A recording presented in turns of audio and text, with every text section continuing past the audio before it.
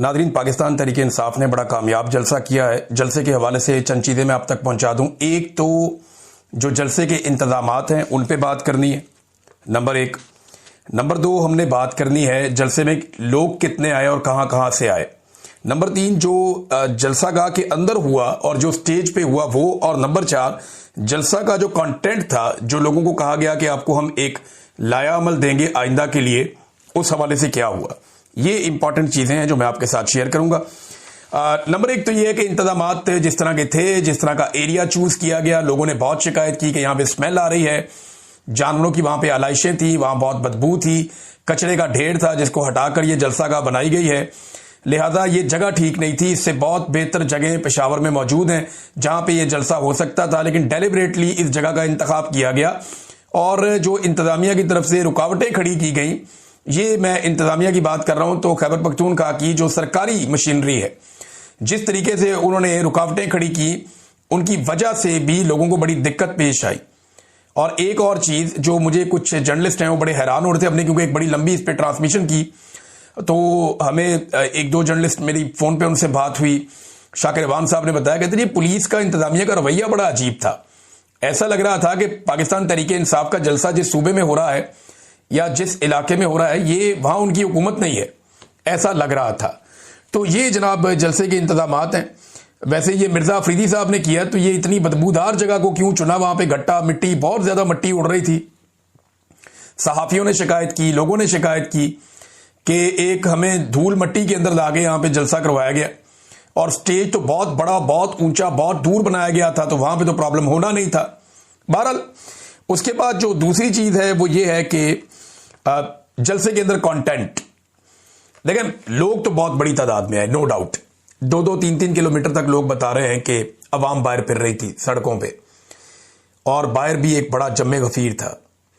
ये मैं कहूं कि ये पाकिस्तान तहरीक इंसाफ का सबसे बड़ा जलसा था तो नहीं था, ये मैं कहूं कि ये पेशावर का सबसे बड़ा जलसा था तो नहीं था, लेकिन ये मैं कहूं कि ये जलसा तगड़ा था, ये बिल्कुल ठीक है। ये तगड़ा जलसा था। इमरान खान ने कॉल दी हुई थी, लोगों ने निकलना ही निकलना था, लोगों ने आना ही आना था। इमरान खान की कॉल पे लोग आ गए। अब जो इस वक्त हुकूमत है, वफाकी हुकूमत, PMLN वगैरह, वो ये कहेंगे जी कोई भी नहीं आया, और जो पाकिस्तान तहरीक इंसाफ के लोग हैं वो कहेंगे जी बहुत ज्यादा लोग आए। लेकिन अगर आप विजुअल देखें तो आपको पता चलेगा कि इमरान खान की कॉल पे लीडरलेस जलसा था। लीडर तो था ही नहीं ना। ये जितने लोग हैं इनसे तो अवाम नाराज है। पाकिस्तान तहरीक इंसाफ का कारकुन अपनी जो लीडरशिप है उससे नाराज है कि आप प्रोटोकॉल एंजॉय कर रहे हैं, आप AC वाले कमरों में बैठे हैं, आप बेहतरीन खाने खा रहे हैं, आप इक्तदार के नशे में हैं, और हमारा लीडर जेल में। तो लोग इनसे नाराज हैं। लेकिन इस नाराजगी के बावजूद लोग आए, लोगों ने इनको बर्दाश्त भी किया, लोगों ने इनको सुना भी, सिर्फ इमरान खान के मुंह को कि जनाब इमरान खान कह रहा है। गुज़िश्ता रात जब जलसा होना था, उससे एक रात पहले अलीमा खानम गई थी वहां स्टेज पे, उन्होंने वो सारा देखा भी था। लेकिन अभी जब हमने देखा कि लोग तो बहुत बड़ी तादाद में पहुंचे, तमाम जर्नलिस्ट हैं, उन्होंने ये रिपोर्ट किया। रिजवान गलदी साहब थे, उन्होंने बताया, सदीक जान साहब वहां पे थे, उन्होंने बताया, और हमारे जो दोस्त वहां पे सहाफी मौजूद थे, उन तमाम ने एक ही बात बताई कि लोग बहुत बड़ी तादाद में आए और हर तरफ से निकल कर आए। यानी अटक के अंदर जितना जुल्म किया गया मेजर ताहिर सादिक साहब के साथ, उनकी बेटी एक बहुत बड़ा काफिला लेकर इसके बावजूद निकली अटक से, और वो गई। जो आलिया हमजा साहिबा ने किया, उन्होंने बाकायदा कैंप्स लगाए और बड़ी तादाद में उन्होंने पंजाब से लोगों को पहुंचाया। फिर खैबर पख्तूनख्वा में हर तरफ से काफिले आए।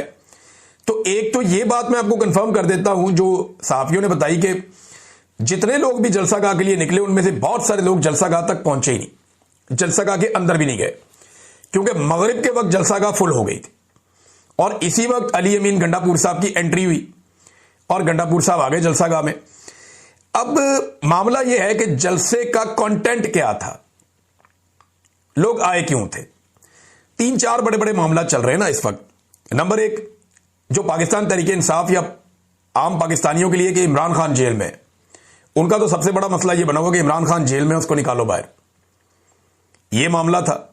तो इसके लिए लाया अमल क्या होगा, आगे हिकमत अमली क्या है, आगे लाइन ऑफ एक्शन क्या है, ये बताना था। अली अमीन गंडापुर साहब ने वादा किया था, मैं ये बताऊंगा। नंबर एक तो ये चीज। दूसरी एक्सपेक्टेशन ये थी कि खैबर पख्तूनख्वा के अंदर जो एक मिलिट्री ऑपरेशन हो रहा है उसके खिलाफ कोई सॉलिड बात की जाएगी। बताया जाएगा कि मिलिट्री ऑपरेशन कहां हो रहा है, क्यों हो रहा है, इसको कैसे रोकना है, कोई लायामल दिया जाएगा और कोई अनाउंसमेंट खैबर पख्तूनख्वा की हुकूमत अवाम की मौजूदगी में करेगी। दूसरी ये चीज थी जिस पे बात होनी थी। फिर अदलिया के हवाले से बहुत सारे इश्यूज हैं, ह्यूमन राइट्स के इश्यूज हैं और डिफरेंट चीजें जिन पे बात होनी चाहिए थी। जलसा है ना। लेकिन हमने ये देखा कि गंडापुर साहब ने एक रात पहले ये क्लेम किया कि कल मैं सरप्राइज भी दूंगा और लोगों को लाइन ऑफ एक्शन भी दूंगा, यानी मैं बताऊंगा कि आगे करना क्या है। बाकायदा लोगों को वो मिलेगा कि जनाब अब आपने क्या करना है।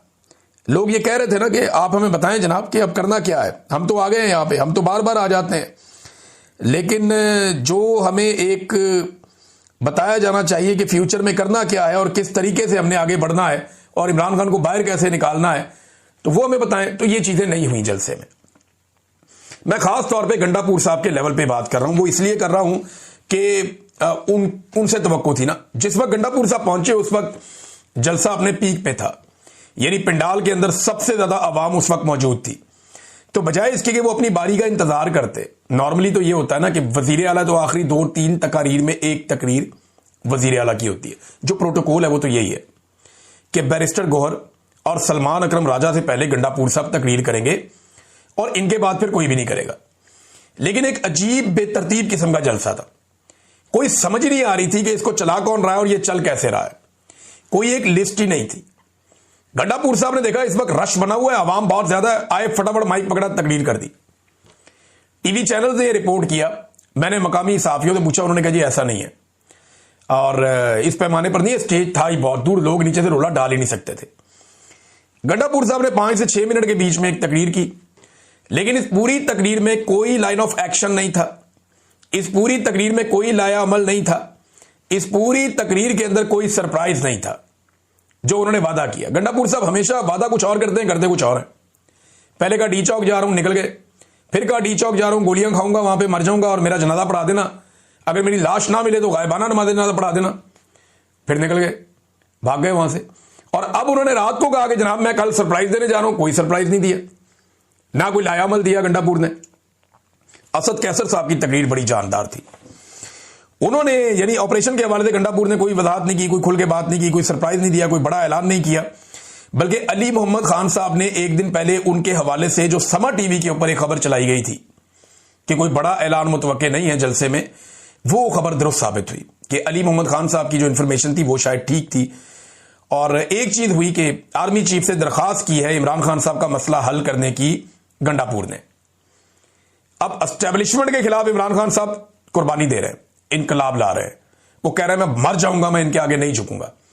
और गंडापुर साहब